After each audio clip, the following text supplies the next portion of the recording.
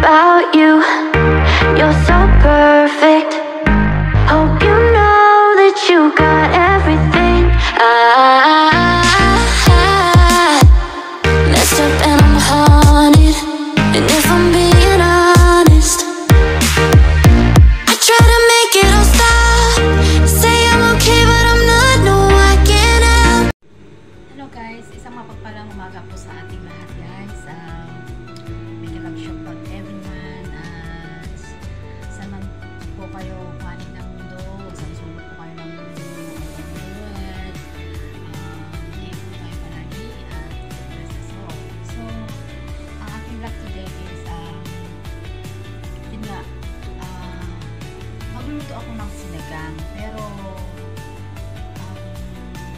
kasi walang sampalok. So, ang gagamitin ko po ay lemon. Yung lemon po yung juice niya ang gagamitin po doon. So, magkaiba nga lang dun sa atin, sa Pinas is talbos ng kamote o kaya kangkong.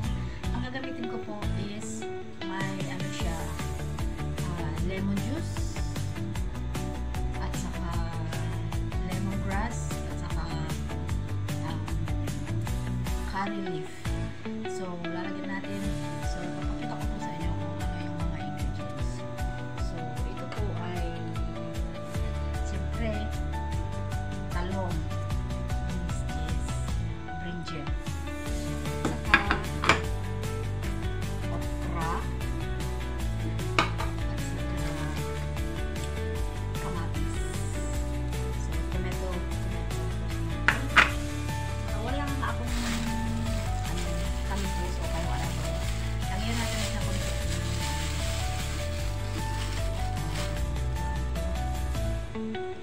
So,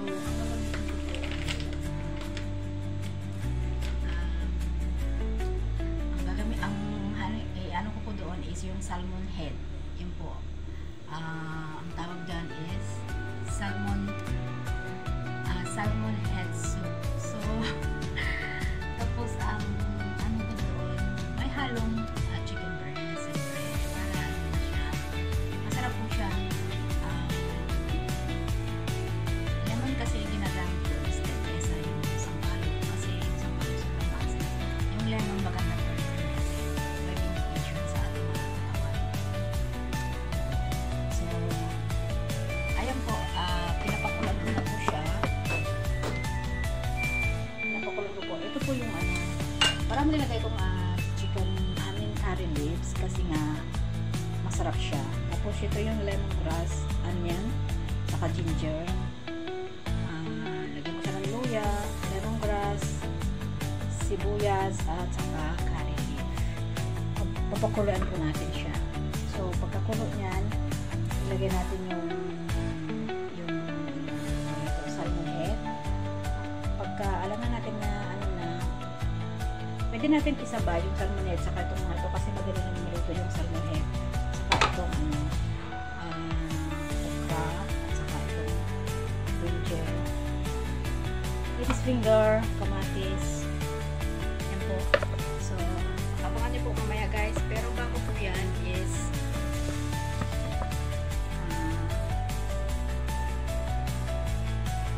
ito po ay dinner.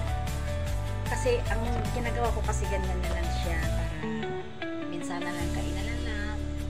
Kumbaga, hindi naman yung salmon head ang kakainin nila dyan, kundi yung sabaw. Tapos, kanin at saka tawag nito. Yun. Kasi may halong chicken breast yung ano, yung tawag nito. May halong chicken breast yung ating salmon head soup. So, ayun po. So, bago po yan, kakain po na.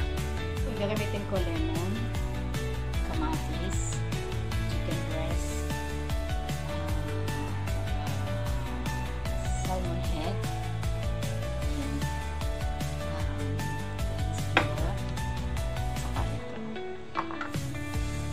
talong. Tawag po dyan sa English ay brinjal or either eggplant. So, ito. Yun. Papangan niyo po mamaya guys. Tapos,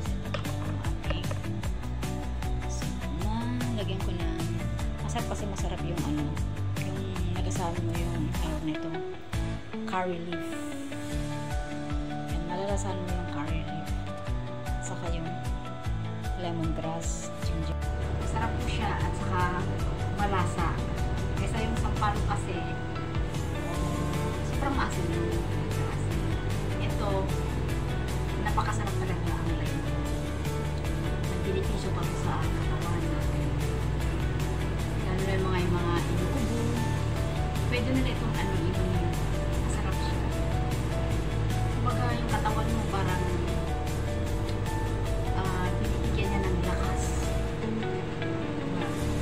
Kumbaga ginising niya ating mga dugo.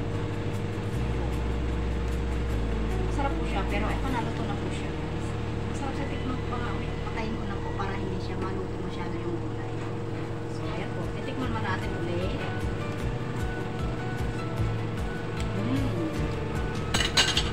The best ang luto ni Melanie. So, lahat ng niluto ko dito, nagugustuhan nila. So, yun. Hindi ko siya nilagyan ng magic sarap. Hindi ko siya nilagyan ng ano. Basta, nilagyan ko lang asin at saka yung lemon. Okay. So, naingay na tayo yung ano ko.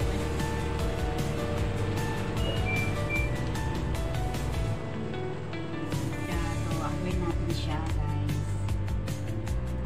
Ito po yung recipe ko. Mayroong kamatis, okra, at saka talong. Pero ang inuna ko po dito ay yung sabaw muna, yung lemongrass at saka curry leaves, sibuyas at saka luya. Pinakuluto muna yun para makapasok yung kanyang mga lasa ba. Sa kanilang lasa. So, tapos nun, inilagay ko na yung gulay. Nung alam ko na matagal lang, mga ano lang ang pakulo nito, mga 20 minutes. Pupulo yun kasi yung makausap yung dinisog yung kanyang lasa, lalo na yun. So, tapos, nung pinagay ko na yung gulay, tsaka yung kamatis, etc. Kinailalim ko yung gulay. At saka yung chicken breast. So, tapos na may bago yung gulay. So, yan po guys. Sarap talaga guys. Hindi ko sarap. I love it. Ayun po guys. Ayun po, maraming salamat po. Hanggang dito na lang po ang aking video guys. Maraming salamat po sa inyong suporta. Hindi nagsasawa po guys. New silent viewer.